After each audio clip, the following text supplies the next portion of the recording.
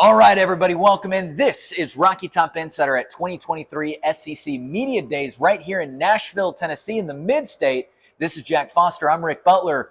Jack, it's been a long day right now.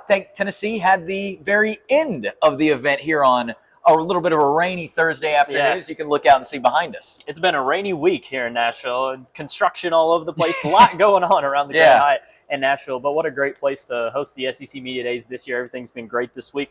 As you said, Tennessee was the caboose for this week at SEC Media Days. Noticed a trend of Tennessee being on the last day here as of late. A little bit.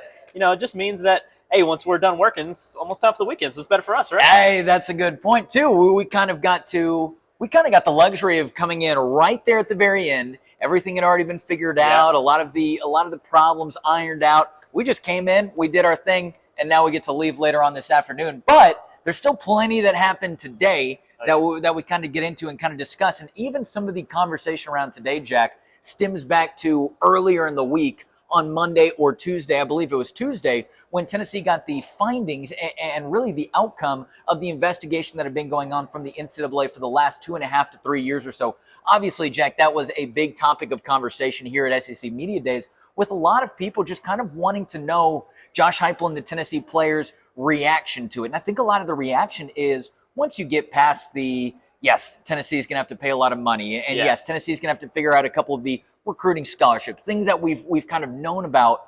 It seems like a big sense of relief from just Josh Heupel and everybody else involved that, hey, we can finally get this monkey off of our back. We can finally keep our eyes looking forward instead of one eye always looking back a little bit to see where that investigation was. Did you kind of get the same feel? Yeah, I mean, bowl ban was always the biggest worry in this whole ordeal for this administration at Tennessee. Heupel and these players he's brought in. I mean, you have to remember everything that really happened back then. There's not a lot of people that are left, and players, and definitely, of course, coaching and administration. It's completely new. So, they were worrying they were going to have to pay for the wrongdoings of the previous administration with a bowl ban, but luckily for them, and what I think is the right choice is it didn't happen. So it's a big relief, even though the money is a big deal, and it's certainly a lot of money too, based off of the reports and the wins, all that stuff. It hurts history, but I mean, when it comes down to it, that was a win, and you can tell the relief from Josh Heupel and the players here this week. Yeah, I think just even talking to Joe Milton a couple minutes ago right there in the main ballroom, he was saying, look, we didn't have really anything to do with all that, but we understand that was going on at one point. We just wanted to keep our eyes forward. We wanted to do our job so that when something like this happens, when the announcement came down that Tennessee was not going to have a bowl ban, that team and those players could just say, okay, then we continue what we're doing, because we have a goal that we want to collectively accomplish together. Yeah, and that's what they're going to do. And I think they've already moved forward. Of course, all the questions, there's going to be a ton of questions about that, trying to get good sound from Heupel about that. Anything negative he could possibly say the media is going to run with. But, everything's been fairly anticlimactic when that regards to that whole situation. So Tennessee just moves forward now. Speaking of negativity and kind of talking about the investigations and whatnot, I think one concept that we always figured was probably going on, but certainly we had confirmed to us today and earlier back in the week, was that, yes, it was in fact true that other teams around the conference, other teams around the country were using this against Tennessee in a negative way. And so they Josh Heupel talked about on Thursday just kind of how, yes, there's a lot of trust within the players in the building because they see them on a daily basis. They know what's going on a daily basis. But for some of those recruits, you need to build that trust a little bit more. So I did think that was interesting in itself. Yeah, no, it's definitely interesting. And I think what Heupel had to say about that was interesting too. Just, as you say, now that all of this is not completely squashed, but it's basically squashed, you can move forward and the whole negative recruiting thing won't have as much of an impact now. Other than that, though, look, we've seen Josh Heupel for a couple years in Knoxville now at the Tennessee football team. We kind of know what to expect at the press conferences and at big events kind of like this. Josh Heupel's not going to be the guy that gives you the big lasting quote from the week, right? He might not even give you the big lasting quote from the day. And so kind of everything today here on Thursday at the end of SEC Media Days here in Nashville, everything was kind of business as usual for Josh Heupel. He came up, he talked about the investigation a little bit. He talked about the senior leaders that he brought with him in terms of Joe Milton, Amari Thomas, and Jacob Warren, the Knoxville tight end, who's obviously been with the program for a long time. So, again, a lot of it was business as usual. I don't even really think there were a lot of kind of controversial questions that were asked. Yes, somebody asked about the Attorney General kind of coming into the story that Knoxville News Sentinel published earlier in the week and about that investigation. But to me, I kind of, unless I'm missing one, which certainly could be true, to me, I kind of thought that was one of the more controversial questions that was asked, and that wasn't even too much, right? Josh Heupel kind of just went about his business and answering it. So nothing really big, nothing really chaotic coming at it today. Just, again,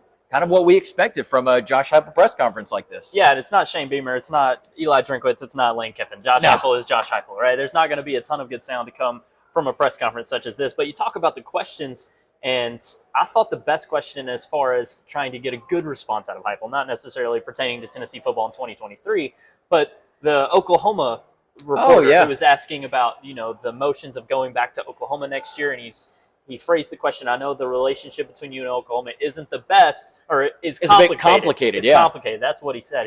Which I felt that feels fair. Yeah, and he asked Heupel about his thoughts about going to Norman in 2024, and then Heupel had to say, look, it's not that complicated. I have good relationships with people there. It's just, we know that it's not the greatest, and if it was the greatest, Heupel would have gone to his alma mater to be a coach if everything was sunshine and rainbows. But I did think that question was interesting, and that response from Heupel saying, look, it's really not that complicated. Yeah.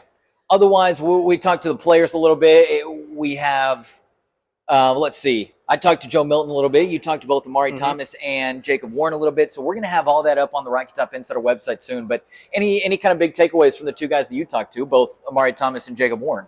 Amari Thomas, really, liked what he said about Tennessee wanting to get after the quarterback with just 4 rushes this season. That's something they struggled with last season. Of course, we know the pass rush was really good in some games, but it's more when they're blitzing. This season, they need to apply pressure with just 4, and that'll make their defense better as a whole. And Amari said that has been their main focus as a D-line this offseason. So I'm excited to see how that parlays into the season. And, with what they've done in the offseason, how that works. But that was probably my favorite part of Amari Thomas's press conference, and also just hearing him talk about how much of a vocal leader he's become. Josh Heupel mentioned it too. Amari's a soft-spoken guy, but he's really, made these young guys have a lot of accountability in that room, and like Josh Josephs and stuff too. I'm excited to see how all that comes together. Yeah, and then on the Joe Milton front, I'll give you kind of one funny and one not funny. Somebody asked him, and they said, Joe Milton, if somebody gives you anything and they say, throw this as far as you can, are you going to do it? And he said, well, no, look, I'm not a rag doll. Yes, you've seen me throw an orange. Circus monkey. And you've seen me throw a football. But, right, you can't just give me a bag of peanuts. You can't just give me, I don't know. You can't just give me anything, and I'll throw it as far as I can. He said he's not a rag doll, so I thought that was kind of funny after certainly been plenty of stories, and you saw him throw it 80-plus yards or whatever it was at the Manning Passing Academy. Yeah, well, when you see Joe Milton throw an orange in December and then throw a basketball at College Game Day. That's right. And throw a football 70 yards at Manning Passing Academy, you're like, hey, you want to throw this? Yeah, but he said he's not a rag doll, but he also said that offensive coordinator and quarterbacks coach Joey Halzle said, let's pump the brakes of anything that's not a football, right? That's kind of the most important thing. So that did get a big laugh from kind of the audience around. But I thought one of the final fascinating points that he said was, we asked him kind of how can a quarterback and how can specifically you as a quarterback work on accuracy during the offseason? We know that accuracy is a thing that comes up during the game, right? It's about the speed of the defense and the speed of your own players. So kind of to me, how is that a thing that you can work on in maybe a skeleton format? And obviously a format where you're not going 100% against an opponent. And he said, a lot of that is just based on your relationship with the receivers. Yes, there's mechanics that go into throwing and catching and everything like that, but half the battle is just your relationship with the receivers. He had a really interesting answer as he went back to the beginning of his tenure at Tennessee. And he said, you know what? I did struggle with accuracy a little bit at the beginning, and a lot of that was because I wasn't on the same page as all of my wide receivers. Yeah. Now, after all these years and after all this time and experience, he said that these receivers and himself, they're on the same page, maybe better than ever, right? He's really gotten to focus on that this offseason. So I think there's a lot of still question marks about Joe Milton, and we're going to be breaking that down over the next month and leading into the season, of course. Right. But I do find that as a positive and optimistic little nugget for Tennessee and for Joe Milton going forward, is that it sounds like, and I don't think there was any reason to not feel like it, but it does sound like there's a great relationship with the quarterback and receivers, in that the quarterback at least believes that will help in accuracy and just kind of completion, having these guys on the same page, knowing what they're going to do even before the other does it. Well, that's how you become better. Sure. Just developing that rapport. And, I mean, I would hope that after all this time and this offseason, certainly that Milton would have a better relationship with the receivers. Sounds like he does. We saw it with Squirrel White last year against Clemson. We did. It feels like that connection probably has the best chance to be the best connection between Milton and a receiver. And then I do want to add that Jacob Warren said, of all the guys, he mentioned a couple of names, but guys that he's really seen improve this offseason, he goes, dude, Ramel is just becoming better and better each and every day, just becoming Joe more said that refined. as well. Yeah. So Ramel Keaton, maybe it's a guy we're sleeping on being one of the better wideouts in the league. Who knows? And Squirrel's explosive is all get out, and then you have Brew and Dante too. So this receiving core, if Milton has great relationships with all those, Tennessee's offense may not take a big step back as long as Milton comes and balls every Saturday.